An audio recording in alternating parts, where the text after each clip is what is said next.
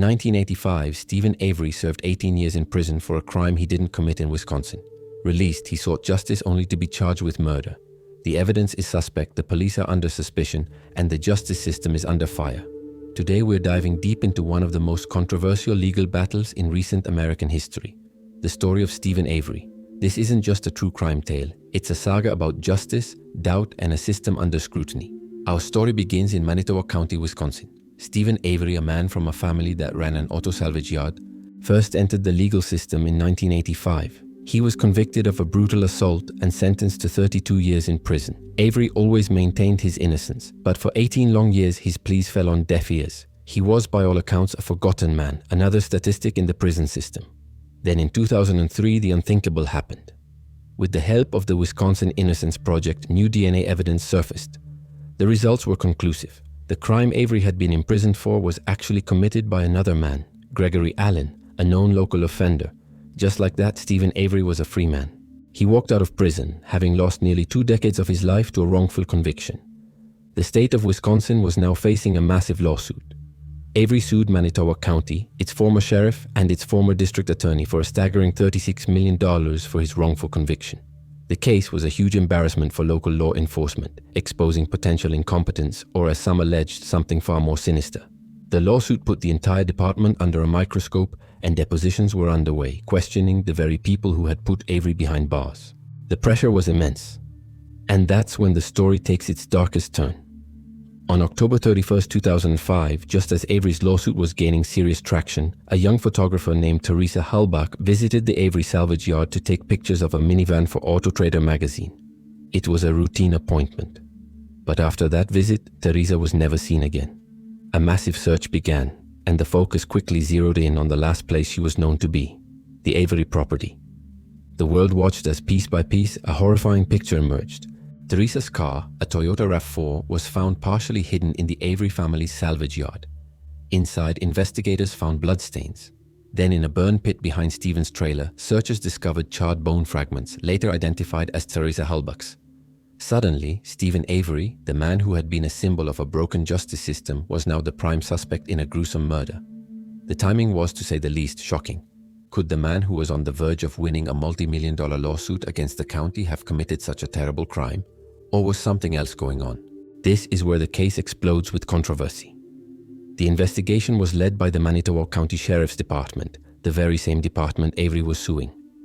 Recognizing the massive conflict of interest, they publicly announced that the neighboring Calumet County Sheriff's Department would take the lead, with Manitowoc only providing support. However, Manitowoc officers were still heavily involved in searching the property. During these searches, key pieces of evidence were discovered, often under puzzling circumstances. For instance, a key to Teresa's RAV4 was found in Steven Avery's bedroom. But it wasn't found during the initial thorough searches. It was found on the 7th day of searching by 2 Manitowoc officers, seemingly in plain sight after the room had been searched multiple times. This discovery raised immediate red flags for Avery's defense team. How could a key be missed for a week and then suddenly appear? Then there was the blood evidence. A sample of Avery's blood was found in Teresa's car. The prosecution argued this was the smoking gun, proving Avery was in her vehicle after she was bleeding. However, Avery's lawyers, Dean Strang and Jerry Butting, presented a startling theory. They discovered that the evidence box containing a vial of Avery's blood from his 1985 case appeared to have been tampered with. The seal was broken, and a tiny puncture hole was visible in the cap of the vial, as if a needle had been inserted to draw out blood.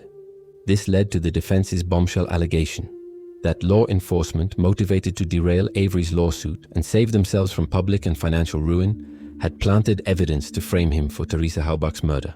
They argued that the car key was planted and that blood from the old vial was taken and smeared inside Teresa's car. The prosecution, led by Ken Kratz, painted a very different picture. They portrayed Steven Avery as a man with a dark side, presenting evidence from his past and testimony from his then-teenage nephew, Brendan Dassey. Dassey, who has cognitive limitations, gave a confession to investigators after hours of interrogation without a lawyer or parent present. He described a horrific scene where he helped his uncle assault and kill Teresa Halbach. This confession became a cornerstone of the prosecution's case against both Avery and Dassey. However, the interrogation tapes are deeply disturbing to watch. Many viewers see a confused and scared teenager being fed a story by investigators who used leading questions and made what some interpret as false promises. Brendan later recanted his confession, claiming it was coerced and entirely made up, but it was too late. His words were used to help secure a conviction against his uncle. At trial, the prosecution presented a mountain of circumstantial evidence. Besides the car, the key, and the blood, they had ballistics evidence linking a bullet found in Avery's garage to a rifle he owned. They argued that this bullet had Teresa's DNA on it. The defense fought back on every point, suggesting the bullet could have been contaminated in the lab or planted along with the other evidence. It was a classic he said, she said scenario, but on a much grander scale. Avery's defense team versus the entire state and local law enforcement apparatus. The jury was faced with an almost impossible choice. Do you believe that this man, recently freed from a wrongful conviction, would commit a murder? Or do you believe that multiple law enforcement officers would conspire to frame an innocent man by planting evidence in a murder investigation? In 2007, the jury delivered its verdict. They found Steven Avery guilty of the murder of Teresa Halbach. He was sentenced to life in prison without the possibility of parole. Shortly after, in a separate trial, Brendan Dassey was also convicted, based largely on his recanted confession. He too was sentenced to life in prison. For many, that was the end of the story. But for many others, it was just the beginning. The case gained international attention in 2015 with the release of the Netflix docuseries Making a Murderer. The series presented the case primarily from the perspective of Avery's family and his defense team, highlighting the questionable evidence and the potential for a frame-up. It sparked a global debate and turned millions of people into amateur sleuths, poring over every detail of the case. In the years since, Avery has gained a new high-profile defense attorney, Kathleen Zellner, who specializes in wrongful convictions.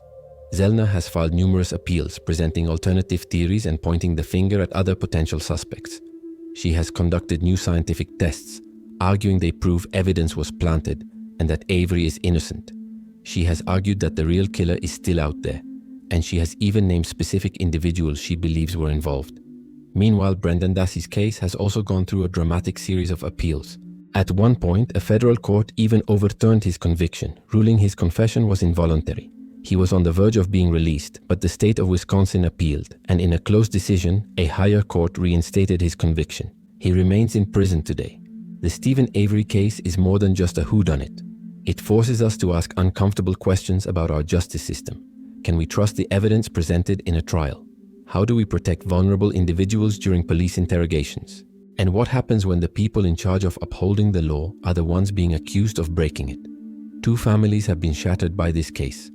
The Halbach family lost a beloved daughter and sister, and they have endured decades of public debate surrounding her death, firmly believing the right men are in prison. The Avery family, on the other hand, believes two of their own were wrongfully targeted and convicted, and they continue to fight for their freedom. To this day, Steven Avery and Brendan Dassey maintain their innocence from behind bars. The case remains a deeply polarizing and unresolved chapter in American crime history. Was justice served in Manitowoc County, or was it a catastrophic failure? Depending on who you ask and what evidence you believe, the answer is still very much up for debate. Thank you so much for joining us on this deep dive. This is a case with endless layers, and we've only scratched the surface. What are your thoughts? Let me know in the comments below. And if you found this story compelling, please hit that like button and subscribe for more content. We'll see you in the next video.